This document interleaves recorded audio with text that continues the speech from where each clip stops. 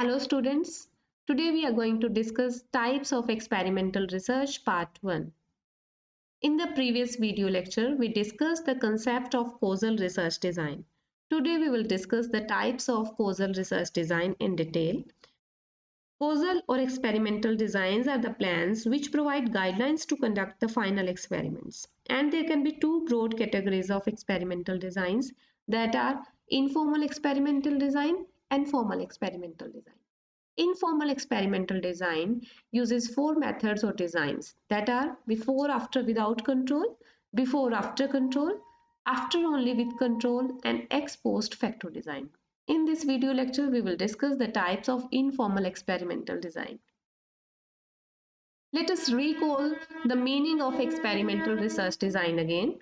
In the previous video, we studied that experimental research designs are concerned with the examination of effect of the independent variable on the dependent variable, where the independent variable is manipulated through the treatment and the effect of those treatment are observed on the dependent variable. And the researcher have complete control over the extraneous variable. Now we will see the various types of experimental research design with conceptual diagram in the next slides. The first method of informal experimental research design is before, after, without control group. In informal experimental designs, most of the effects of the experiments can be quantified. In before-after design, a single test group or area is selected and the dependent variable is measured before the introduction of the treatment. The treatment is then introduced and the dependent variable is measured again after the treatment has been introduced. The effect of the treatment would be equal to the level of phenomena after the treatment minus the level of phenomena before the treatment. As we have already discussed in the previous video, that there are two groups in experimental research. What are these two groups? One is experimental group and second is control group.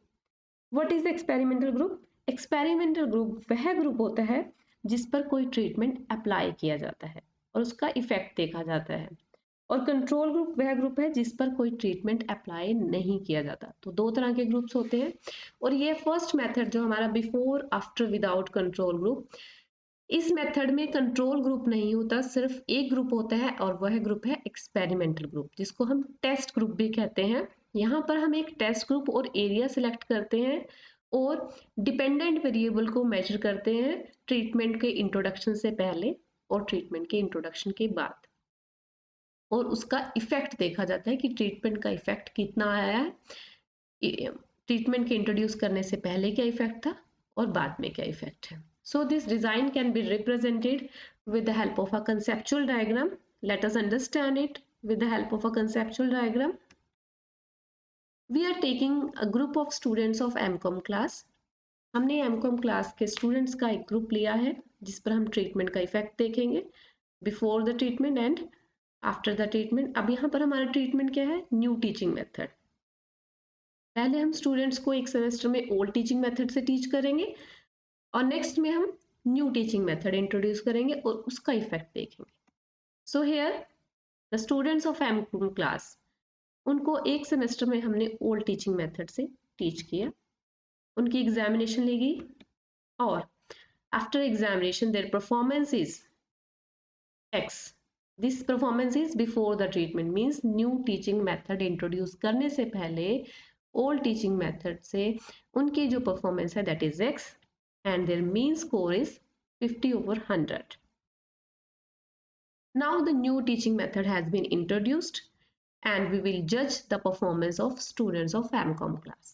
यहाँ पर new teaching method introduce करने के बाद उनकी examination ली गई और उनकी परफॉर्मेंस जज की गई। Say that performance is y and their mean score is 75/100.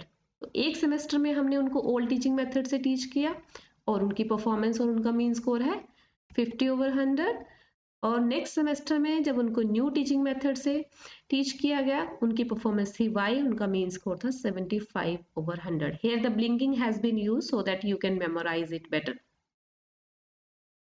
And the treatment effect, अब यहाँ ट्रीटमेंट इफेक्ट क्या आया? y - x, Y means the performance after the treatment and X minus performance before the treatment, that is X. तो यहाँ पर students की performance new teaching method introduce करने के बाद क्या है, Y है, एंड ट्रीटमेंट इंट्रोड्यूस करने से पहले उनकी जो परफॉर्मेंस थी वो है X.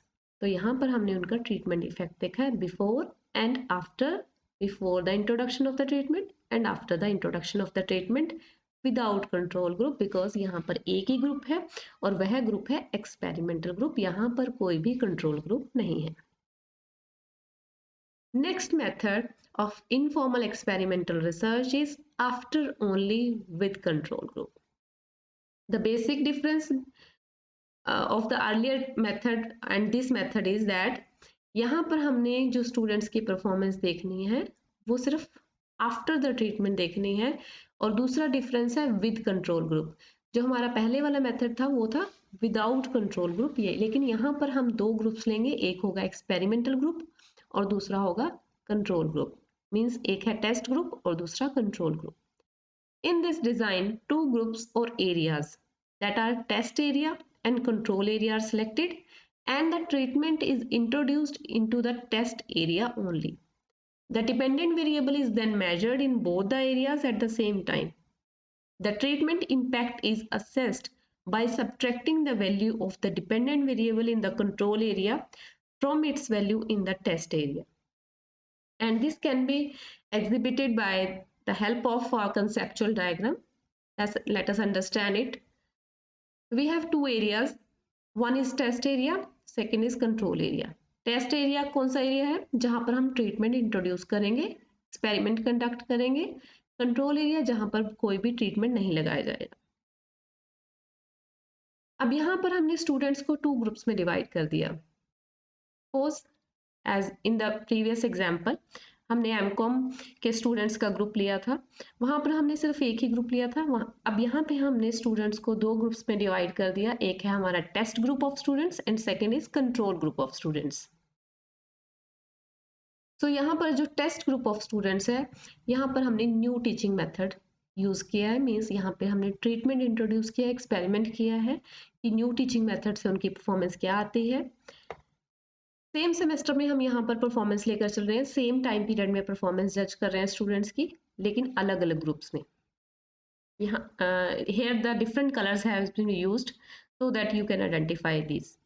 Test area and second is control area में हमने क्या किया, यहाँ पर कोई भी ट्रीटमेंट इंट्रोड्यूस नहीं किया. मीन्स जो स्टूडेंट्स हैं उनको ओल्ड टीचिंग मेथड से ही टीच किया जा रहा है, नया टीचिंग मेथड यहाँ पर इंट्रोड्यूस नहीं किया गया. तो टेस्ट एरिया में जो स्टूडेंट्स की परफॉर्मेंस है after the introduction of the new teaching method, the results are Y and their mean score is 75/100. And in the control area where no treatment has been introduced, the results are X. यहाँ पर हम old teaching method से teach कर रहे हैं तो उनकी students की परफॉर्मेंस है X, और हमारे टेस्ट एरिया में स्टूडेंट्स की परफॉर्मेंस है Y. अब कंट्रोल एरिया में जो मीन स्कोर है दैट इज 50/100. सो यहाँ पे जो ट्रीटमेंट इफेक्ट क्या आएगा, that is Y minus X. Y means the results of the students after the treatment in the test area.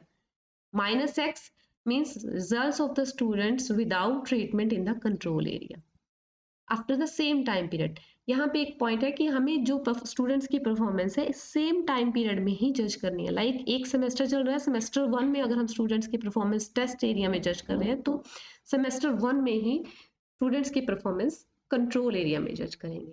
Same time period में इफेक्ट देखा जाएगा ओल्ड टीचिंग मेथड का और न्यू टीचिंग मेथड का दो different groups के ऊपर.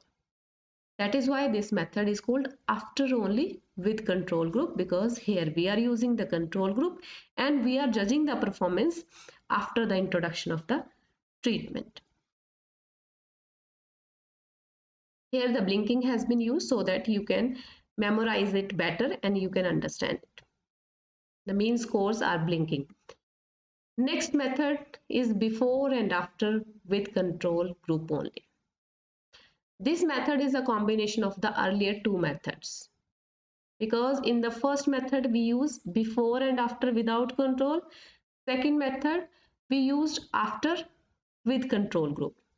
But in this method we are using before and after with control group. Means यहाँ पर भी हम दो ग्रुप्स यूज करेंगे, experimental group and control group. और जो स्टूडेंट्स की परफॉर्मेंस है ट्रीटमेंट के इंट्रोडक्शन से पहले भी जज करेंगे और उसके बाद भी। So in this design, two areas are selected and the dependent variable is measured in both the areas for an identical time period before the treatment. The treatment is then introduced into the test area only, and the dependent variable is measured in both for an identical time period after the introduction of the treatment. The treatment effect is determined by subtracting the change in the dependent variable in the control area from the change in the dependent variable in the test area. Let us understand this design with the help of a conceptual diagram. Here we are using two areas. One is test area, second is control area. In the test area, we are judging the performance of the students. These are the results before the treatment. Means new teaching method introduce करने से पहले test area में जो students के groups हैं, यहाँ पर भी हमने दो स्टूडेंट्स के ग्रुप्स यूज किए हैं, एक है टेस्ट ग्रुप, दूसरा कंट्रोल ग्रुप। तो टेस्ट ग्रुप में results before treatment means with the old teaching method, new teaching method introduce करने से पहले उनके रिजल्ट्स हैं एक्स। कंट्रोल ग्रुप में results without treatment old teaching method के साथ है ए। यहाँ पर भी हम सेम टाइम पीरियड में परफॉर्मेंस जज करेंगे। अब हमने न्यू टीचिंग मेथड इंट्रोड्यूस किया टेस्ट एरिया में, ट्रीटमेंट इंट्रोड्यूस बिकॉज हम ट्रीटमेंट टेस्ट एरिया में इंट्रोड्यूस करते हैं। नए टीचिंग मेथड से जो स्टूडेंट्स की परफॉर्मेंस को जज करेंगे टेस्ट एरिया में, और दूसरा कंट्रोल एरिया जहां पर ट्रीटमेंट इंट्रोड्यूस नहीं किया गया, हम ओल्ड टीचिंग मेथड से ही उनकी परफॉर्मेंस को जज कर रहे हैं। तो results after the treatment in the test group is Y. New teaching method से जब हम टेस्ट ग्रुप को टीच करते हैं उसके बाद उनकी जो परफॉर्मेंस है, उनके जो रिजल्ट्स हैं, that is Y. And in the control area without the treatment after the same period of time, same time period में स्टूडेंट्स की परफॉर्मेंस लाइक उनकी एग्जामिनेशन हुई, जब उनकी जो परफॉर्मेंस है, उनके जो रिजल्ट्स हैं, that are Z. Next is treatment effect. Treatment effect यहाँ पर क्या आएगा, y minus X minus Z minus A.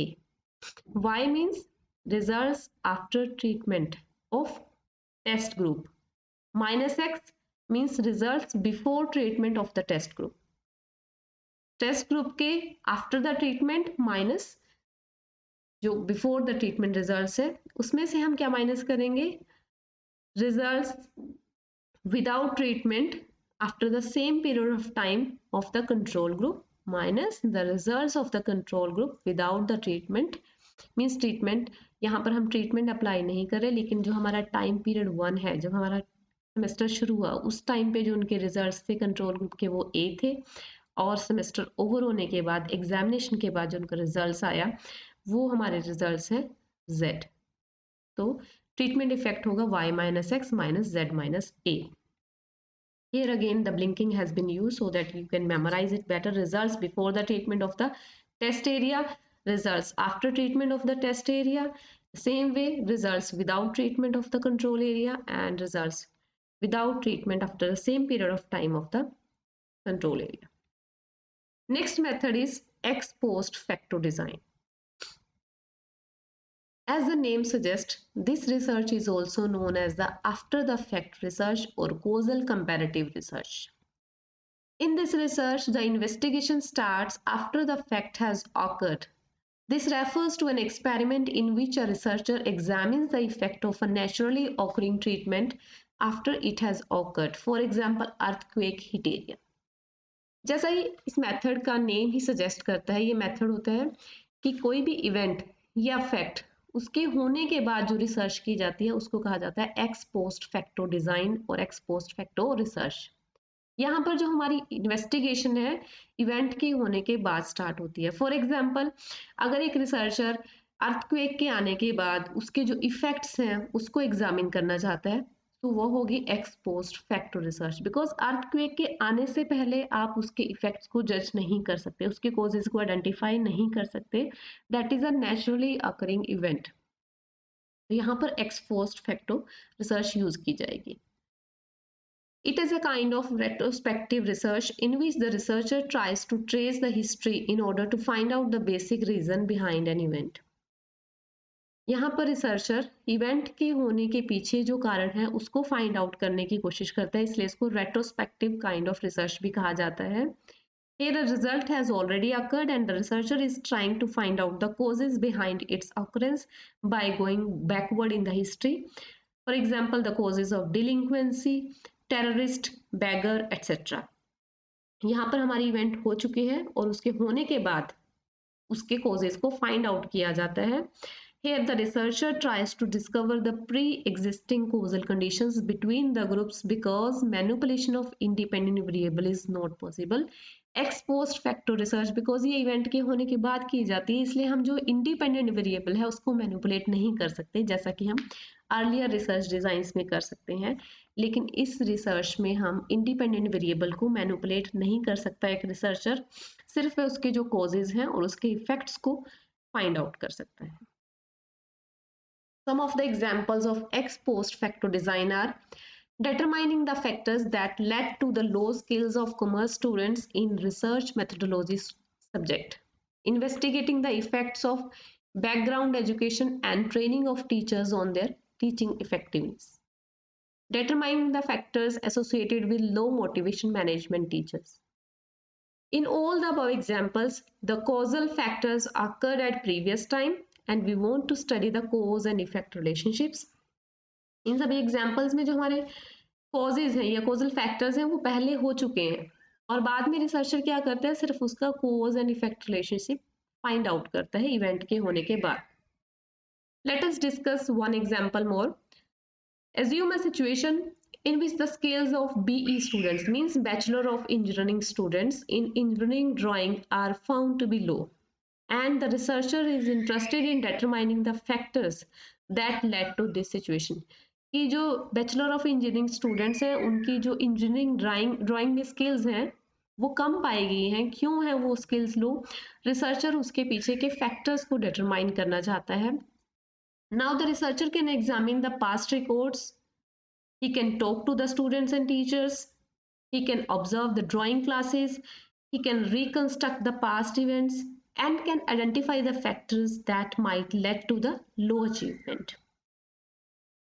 And here the factors behind the low skills of the engineering students can be grades obtained in the individual subjects and the overall grades, motivation of the students, course contents, the nature of exercise practiced in engineering drawing, teaching and learning activities, performance assessment procedures, etc. So all these have played their role in the past. ये सभी factors responsible हो सकते हैं कि क्यों engineering students की engineering drawing में skills लो हैं. सो इन सभी फैक्टर्स को एक रिसर्चर स्टडी कर सकता है जो कि उसकी रिसर्च में एक रोल प्ले कर सकते हैं. So here the researcher cannot manipulate these factors, he can only assess them by using the suitable measures and examines if they are causally related to the low skills in engineering drawing by using the statistical analysis. यहाँ पर जो researcher है, जैसे कि हमने जो factor study किए क्या क्या कारण हो सकते हैं उनकी लो स्किल्स इन ड्राइंग्स के पीछे, उन फैक्टर्स को मैनिपुलेट नहीं कर सकता, सिर्फ उनको वो असेस कर सकता है और जिनको असेस करने के लिए वो जो स्टैटिस्टिकल एनालिसिस अप्लाई कर सकता है कि क्या वो फैक्टर सच में रिस्पॉन्सिबल है उन स्टूडेंट्स की लो स्किल्स के पीछे. So the causes are the studied after they have exerted their effects, that is ex post facto. यहाँ पर कॉजेज ऑलरेडी उसका इफेक्ट डाल चुके हैं इवेंट पर और हम उन कॉजेज को स्टडी करना चाहते हैं उस इवेंट के होने के बाद, इसलिए इस रिसर्च को एक्स पोस्ट फैक्टो रिसर्च कहा जाता है. So in studying the causes the researcher compares the group of students who have low skills in engineering drawing subject with a similar group of students who have high skills in engineering drawing. Therefore, ex post facto involves determining causes of the phenomena by comparing a group in which the variable is present with a similar group in which the variable is absent or present to a lesser degree. अब यहाँ पर जो researcher है कैसे examine करेगा engineering students की लो skills को, कैसे उसके पीछे के कॉजेज फाइंड आउट करेगा, वह यहाँ पे कंपेयर कर सकता है ग्रुप ऑफ स्टूडेंट्स को जिनकी लो स्किल्स है इंजीनियरिंग में, और उसको उस ग्रुप से कंपेयर करेगा जिस ग्रुप की इंजीनियरिंग ड्राइंग में स्किल्स हाई है, और उससे कंपेयर करके कुछ फैक्टर्स या वेरिएबल्स जो कि रिस्पॉन्सिबल है लो स्किल्स के लिए उनको फाइंड आउट कर सकता है। So these were the methods of informal experimental research design. In the next video, we will discuss the methods or types of formal experimental research design in detail. I hope you must have enjoyed this video lecture. If this video is useful for you, please like the video and subscribe my channel for more such useful videos. Thank you.